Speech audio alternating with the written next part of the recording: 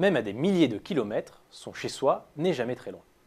Avec un smartphone, on peut aujourd'hui arroser les plantes, éteindre la lumière de la salle de bain parce qu'on la voit allumée sur les images de la caméra de surveillance, ou encore lancer le chauffage dans la maison en prévision de son retour. Pour le marché de la domotique, cela signifie une profonde rupture. Au niveau des technologies, des usages et surtout des acteurs qui animent le marché. Et la rupture se traduit même dans l'appellation du marché.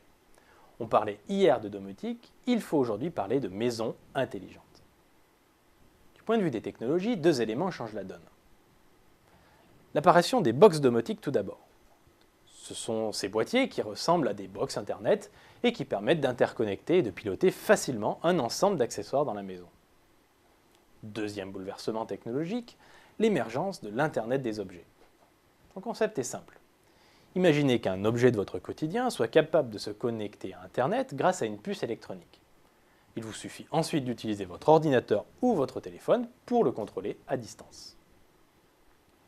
Ces évolutions technologiques permettent de proposer des solutions moins chères, plus intuitives et couvrant de nouveaux usages. Mais elles entraînent surtout un bouleversement du paysage concurrentiel. Alors que la domotique était historiquement dominée par les fabricants de matériel électrique et d'automatisme, comme Somfy ou Legrand, de nouveaux acteurs issus des télécoms ou de l'informatique entrent aujourd'hui en scène à l'image d'Apple, SFR ou Samsung. Ces géants ont d'importants atouts à faire valoir. Ils sont tout d'abord capables de proposer des solutions domotiques simplifiées, plug and play, très loin de l'image complexe de la domotique historique qui nécessitait l'intervention de professionnels pour l'installation. Ce sont ensuite de véritables prescripteurs, capables de convertir les consommateurs à la maison intelligente grâce à leurs moyens et à leurs compétences marketing. Ils sont enfin en position de force pour s'imposer comme la seule porte d'entrée au monde de la maison intelligente. En contrôlant les box et les smartphones, ils deviennent en effet le maillon incontournable pour l'utilisateur comme pour le fournisseur de matériel.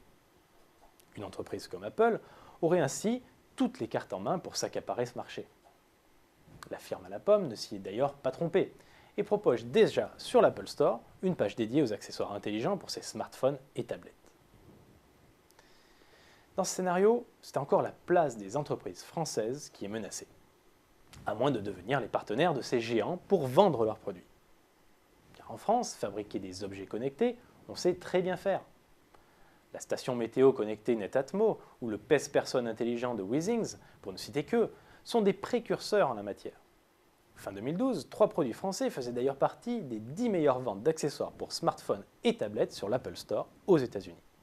La preuve que l'industrie française, elle aussi, sait se montrer intelligente.